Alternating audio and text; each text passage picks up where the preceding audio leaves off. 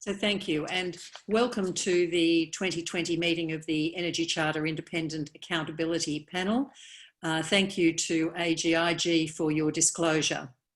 In starting the meeting, I would like to acknowledge the traditional custodians of country throughout Australia and their connections to land, sea and community.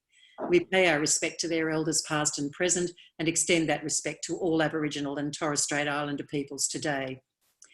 So Ben and Chris, you will probably know the panel, Claire Petrie, the former Energy and Water Ombudsman, New South Wales, Cassandra Goldie, CEO of ACOS, and Andrew Richards, CEO of EUAA.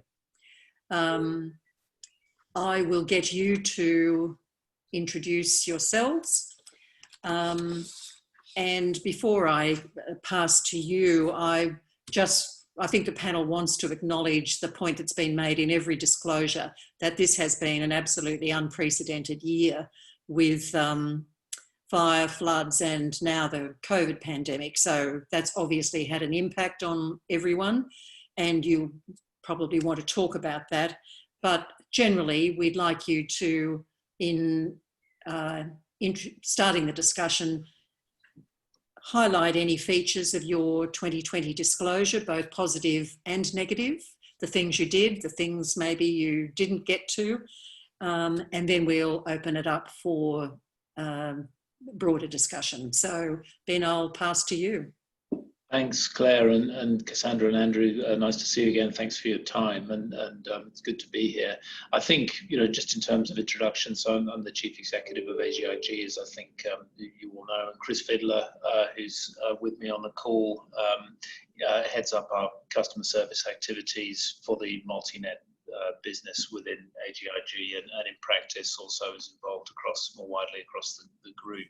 And we're a relatively unusual group in the Australian utility sector, because most Australian utilities are single state and single piece of the value chain, whereas we actually operate in almost every jurisdiction, every mainland state and the NT, and we operate also in transmission and distribution. So we face a variety of different issues across our business, and what customers are facing and the kinds of issues they have actually are different across our patch. And transmission shippers in Western Australia are in a very different place to residential customers in Melbourne, for example. We deal with all of that. I think for us, in the midst of all this difficulty of the COVID, I think we've had actually a reasonable year, made pretty good progress year on year. And we said to ourselves a year ago when we filed our first disclosure that in some ways the first year is hard because it's a little bit of a step into the unknown. But on the other hand, it's easy because everybody likes to think they're doing a reasonable job. And in the first year, you're just really explaining what you do and why you think it's reasonable. The second year, the exam question is a little bit different. It's, okay, well, what have you changed from the year before?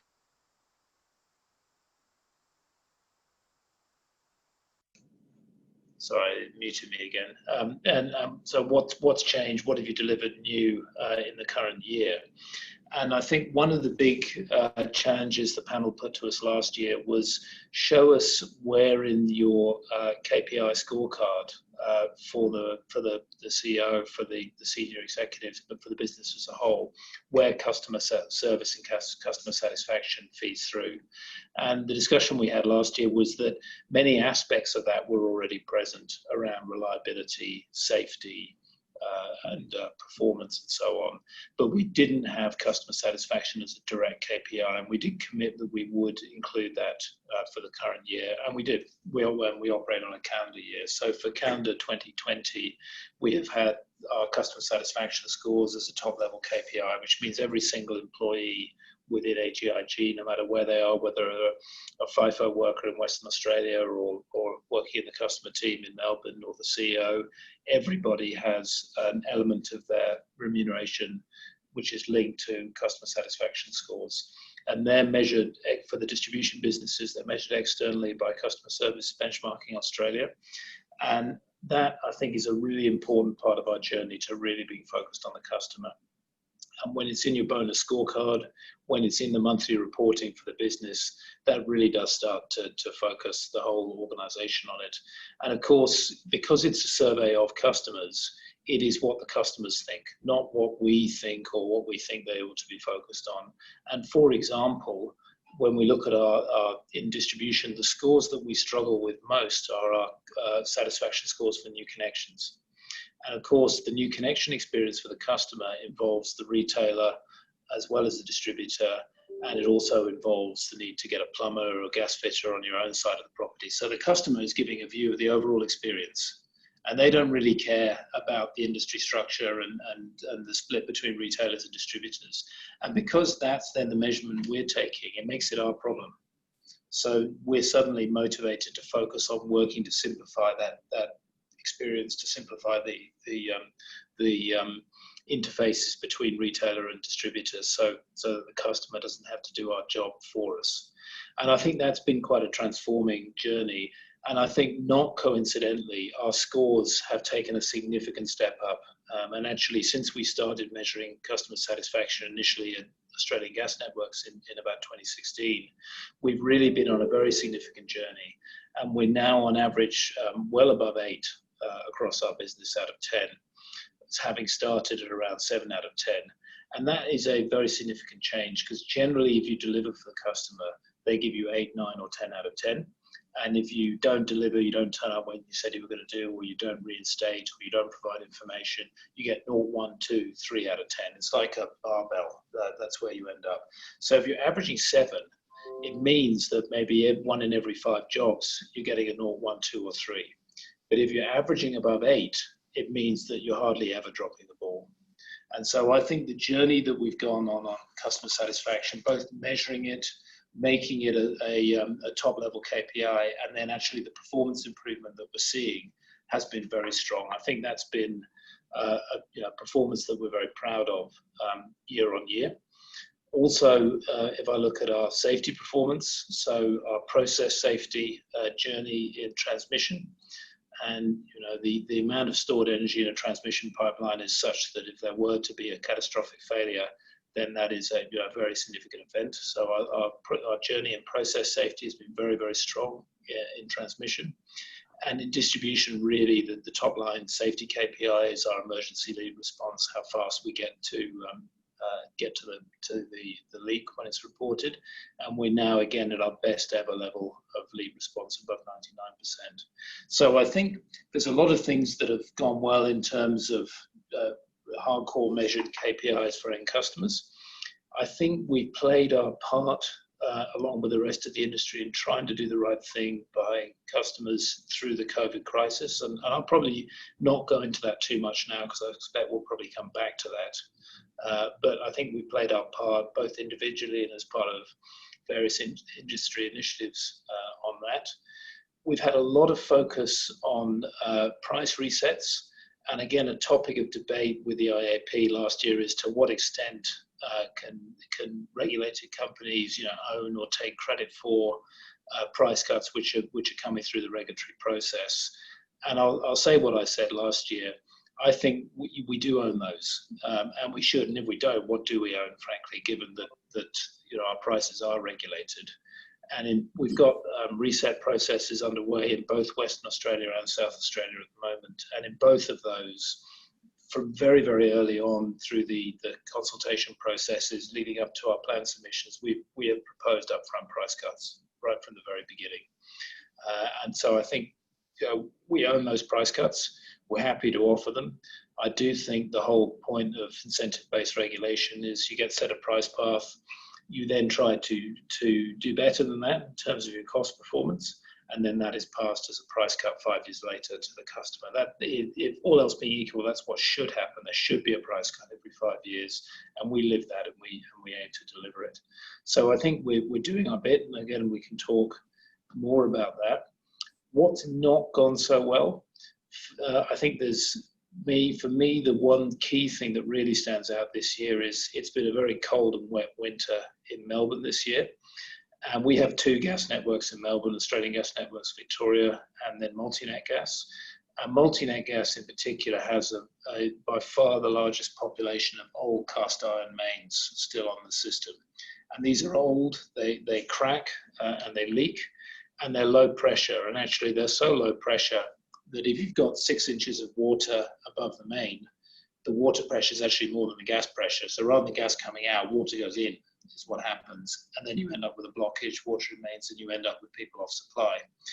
And we've had a tough winter in multi-net. There's no question about that. We had an ambition last year to improve our water and mains performance in multi-net. It's actually worse this year than it was last year.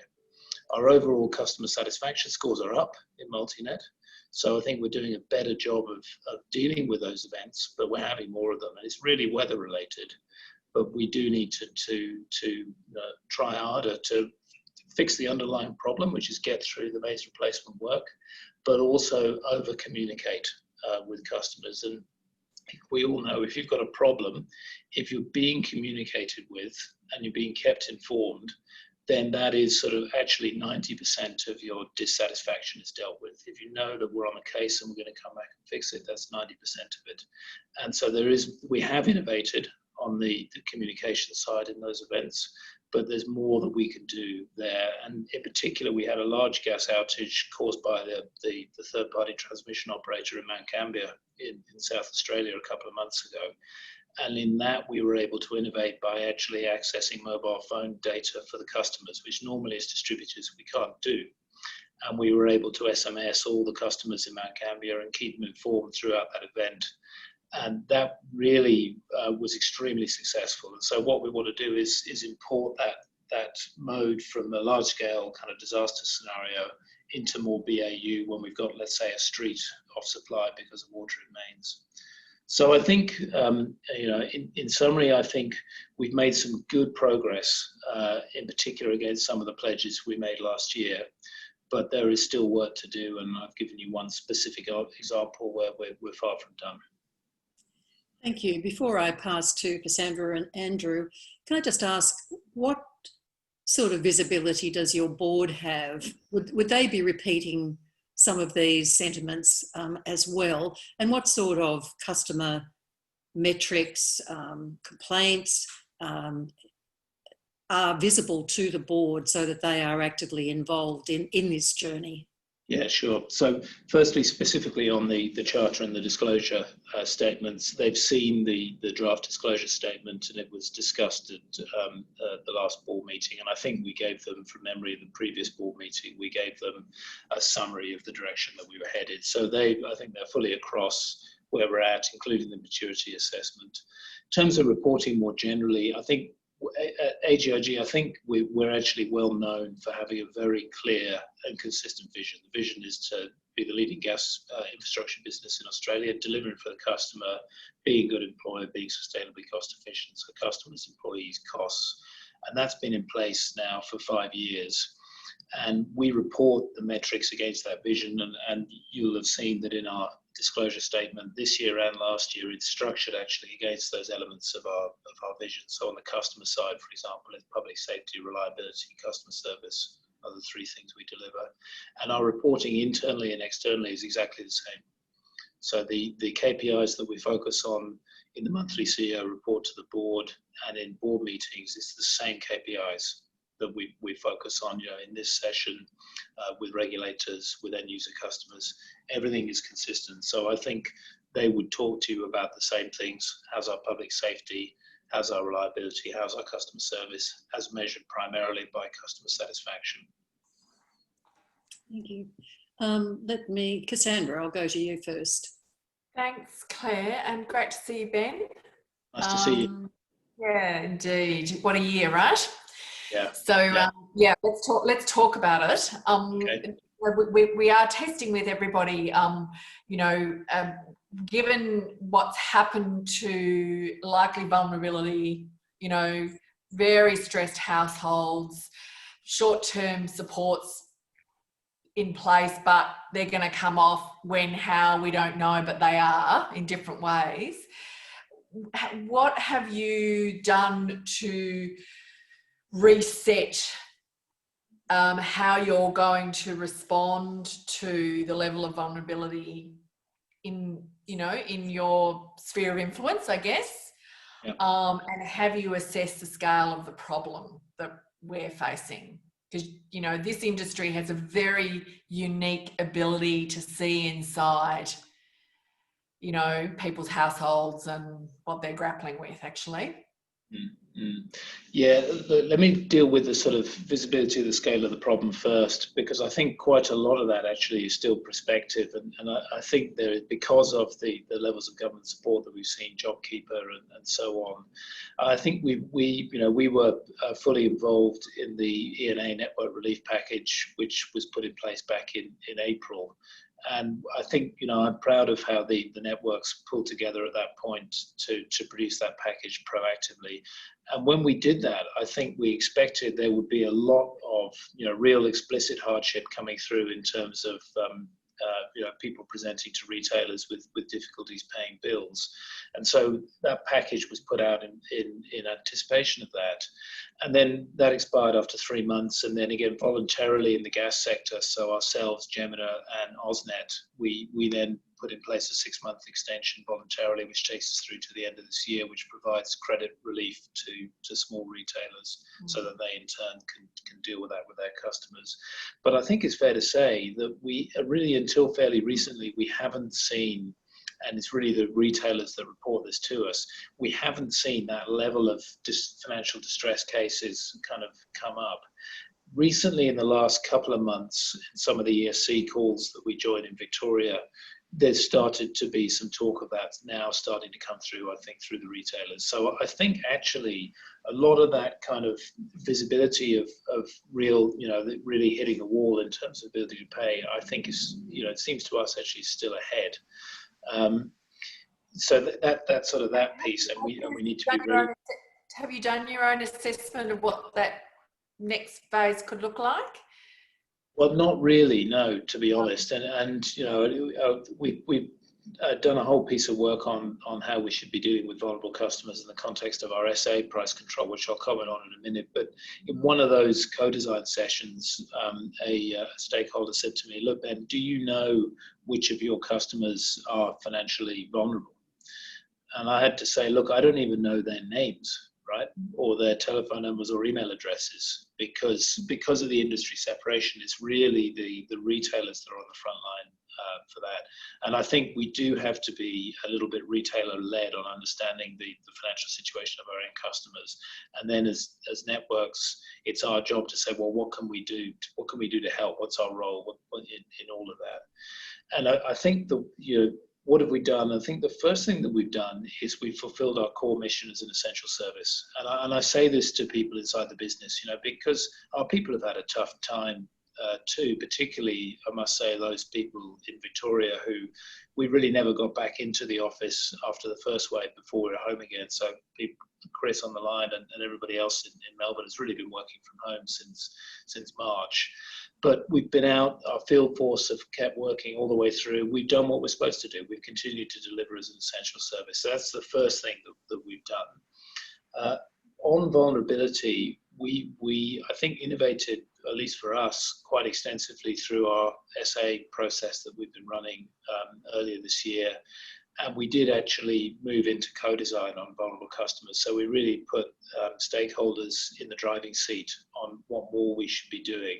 And that has led to some vulnerable customer proposals, which I think have been quite well received by stakeholders and also hopefully by the AER in the discussions that we're having with them. And one of the main pieces of feedback from the various stakeholder groups is, firstly, there's lots of different kinds of vulnerability, right? There's financial vulnerability, but there's physical vulnerability, and there can also be cultural vulnerability, right? If you're new to this country, and particularly if you come from somewhere that's really different, you don't understand how the industry is structured and what you should be expecting and who you should deal with. And you may also have language issues, which make it even harder to get through all of that. So firstly, there's a bit about understanding, and we did that by developing personas for different groups of vulnerable customer. But then one of the key bits of feedback was, please, if I do have a particular vulnerability, when I speak to Australian Gas Networks in this case, can I please have a point of contact who knows me and understands my issues, and I can pick up where I left off essentially. And our response to that is that we actually can't give you a permanent point of contact because we've got 400 employees and 2 million customers. So it's not feasible to give a single point of contact. But what we can do, and this is what we've proposed, is put in place a CRM system, customer relationship management system, so that if you call up, you may not speak to the same person you spoke to last time, but at least we'll know a bit about you, and we'll know the record of the interactions. And if you were having a problem accessing us previously, we'll know about that. So that's one of the things that we've said we would do.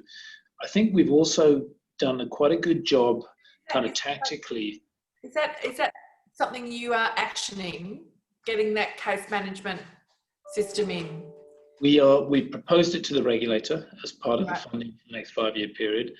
We'll see whether it gets approved or not. To be honest, even if it doesn't get approved, it's the kind of thing I think we'll find some money to be able to do it, because we just, again, it comes back to this CSAT thing. How are we going to take our CSAT to the next level? Once you've set yourself this, you just want to keep getting better, right?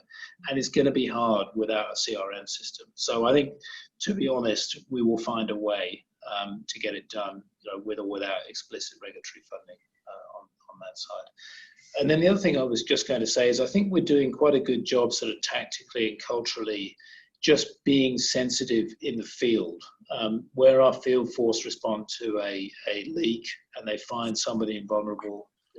We had one a couple of months ago, a leak job went out, and it was an old guy living on his own. He's a hoarder.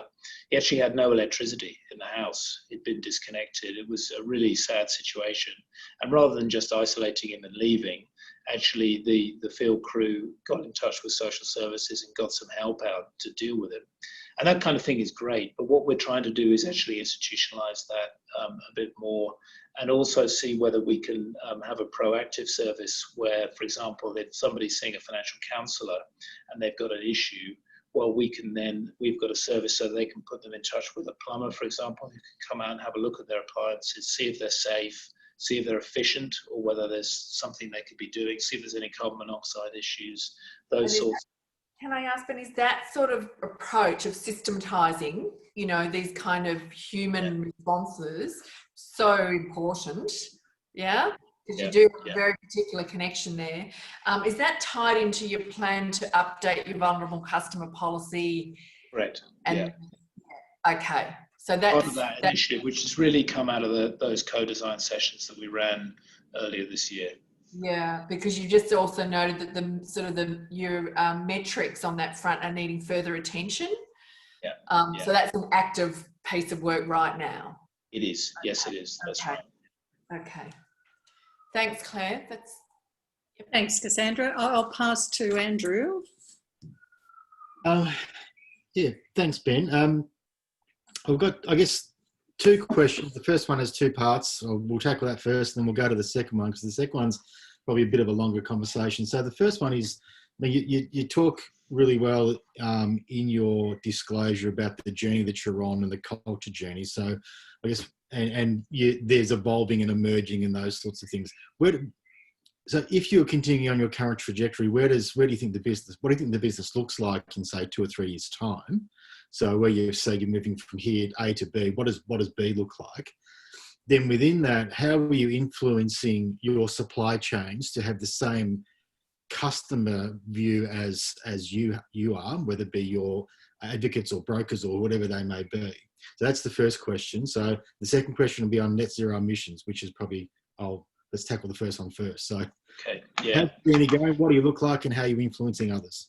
Yeah, sure. And I think that culture journey to customer focus, I think that there's lots of different aspects to it. But if I take sort of B2C, which is our distribution business, and then B2B, which is more our transmission and midstream business. On the B2C side, where we want to get to is that everybody knows what our CSAT scores look like. Everybody knows what their part is in those. And everybody's sitting there each month waiting for them to come out. right? Well, how are we going to do this month? And there's a group of people in the business who are living that, but not everybody yet. That's where Chris is smiling, because he's waiting each month to see where the scores are when they come out. But not everybody in the business is in that position. So I want that kind of anxiety and sort of level of uncomfortableness around our CSAT scores and what we can be doing. And one way, and I've seen this done elsewhere, one way to kind of reinforce that is actually to have internal customer service scores. And I've seen this done with 400 people. It's not so easy, but if you've got a few thousand people, this actually can work really, really well. So you have an internal survey. So each department in the organization will survey its customers, and you get a score each month. And then you're living that CSAT internally as well. And it just all, because the finance department has customers too. They're just internal customers rather than external customers. So on B2C, that's the journey I want to see. On B2B, it's really about behaviors and values. And one of our values is trust. And we say, what is trust? Trust, it means do the right thing. And we talk about safety. Doing the right thing is, if you feel unsafe, if you see something that's not right, we expect you to intervene.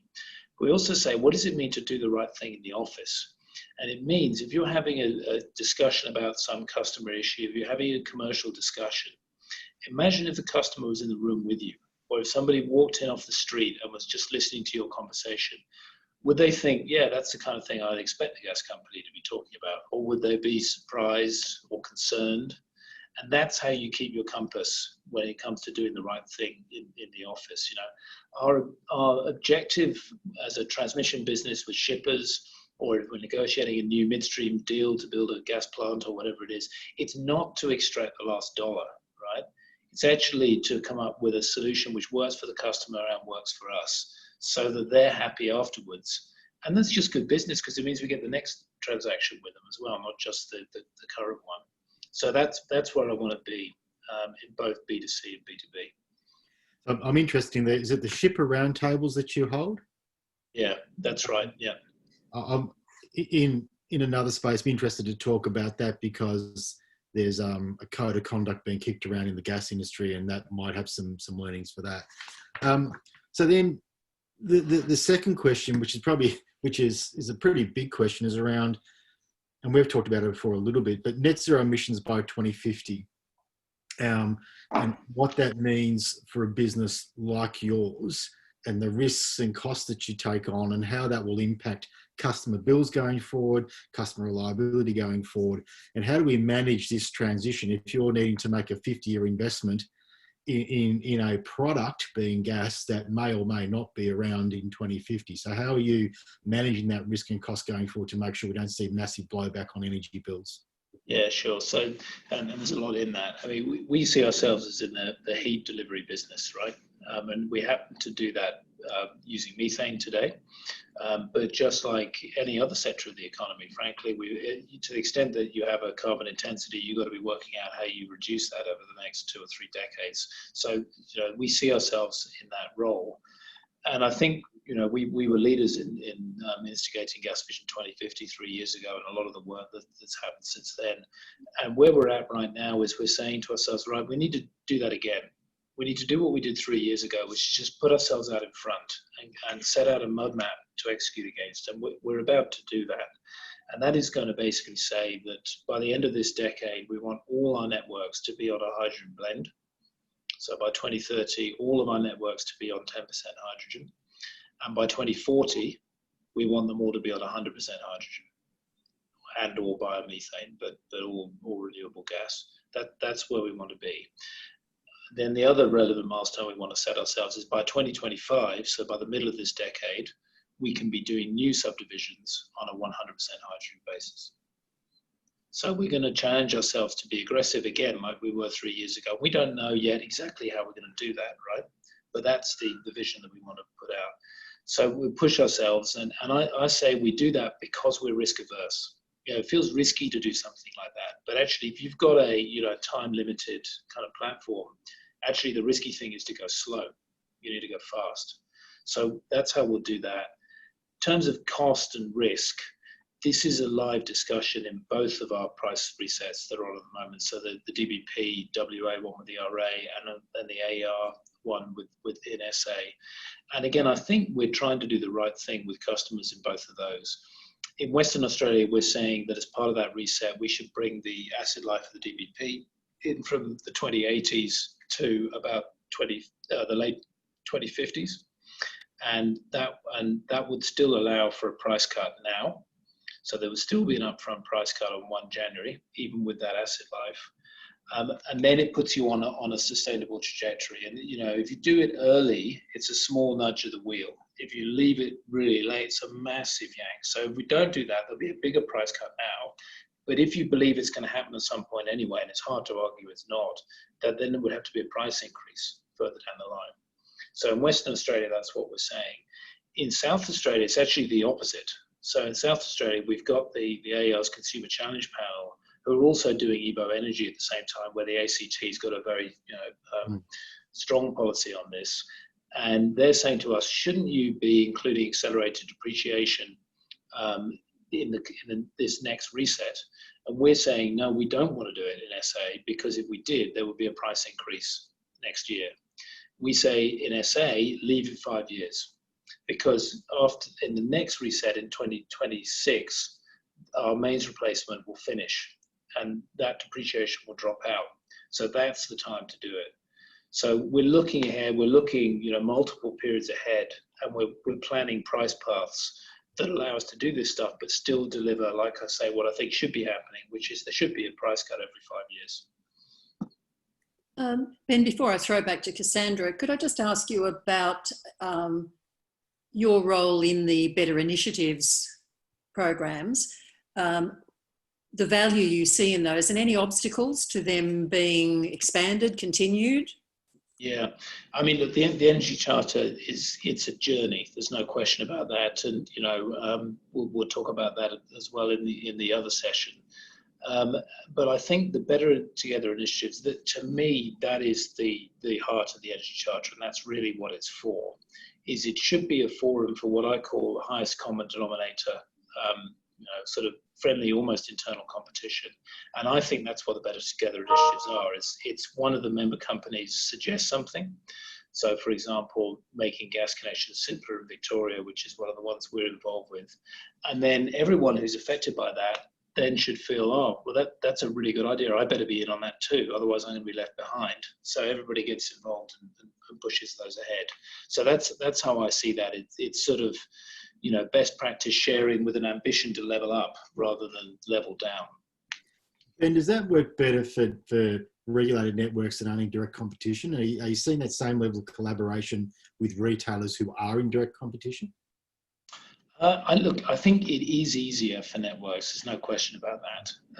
But I think we are seeing that with the networks, with the retailers as well. So we had the last CEO forum a couple of weeks ago. We had a really good sharing by PowerShop of some of the stuff that they do around how they get the voice of the customer up to the executive level, which they were quite happy to share with everybody, and I think a few people went away quite inspired by that. So I think it is starting to happen. I think plagiarism is severely underrated. That's it. Cassandra. Ben, given the pretty rapid change in the environment that we're in now, obviously we think the Charter is, you know, it's almost more important now, actually. You know, it is about really getting to the heart of what you're all there to do. What do you see as providing advice to the panel? There was one thing that we really pulled out, because there's a lot of tough stuff going on, including within each of your businesses, right? Just keeping your own people well, actually. Yeah. Hi, Chris. You know, it's hard being locked up, right? What do you think it should be that we would say this is one of the most important issues that the industry needs to work on together, the Charter signatories, you know, in a kind of a leadership way? Yeah. I mean, look, I think it's a great question, because we're thinking about that as a group right now, because this time last year, the same question was posed. And what we did as a group is we went away and we said, let's commit to provide CSAT or NPS scores across the board to give external stakeholders an ability to look across the sector as a whole and how actually we're doing on a customer service perspective. And we used to hear that a lot, and I think we've stepped up as a group, and the disclosures generally reflect that this year. So we're having that conversation around what can be the challenge at a high level that we all set ourselves for next year. And one of the ones I think that's emerging is I can't speak for all the other companies on this, but one of the ones that is being thought about is what about taking on the commitment to be able to really demonstrate how the senior leadership, the executive, is really close to that frontline customer experience, which I think, given as you say, the situation in the country at the moment, is probably more relevant than ever. And so I think that's starting to emerge as a goal, much like CSAT NPS was for this year. For next year, how do we demonstrate the frontline customer experience is really visible at exec and board level? Great, thank you. Thanks, Ben. Any last minute questions as we've run out of time from Andrew or Cass, or any last comments from you, Ben? Nothing from me, Claire, thank you. Ben, would you like anything that you haven't said or you'd like to add? No, well, firstly, thanks for the panel's time. I think probably maybe just touch on the maturity assessment. I think we've tried to be pretty, kind of challenging to ourselves in this. So, when we look across the different levels, we believe in most areas we've still got a fair bit of a way to go. We think probably in terms of safety and reliability, the real core, of what we do, we think we deliver a pretty good job today.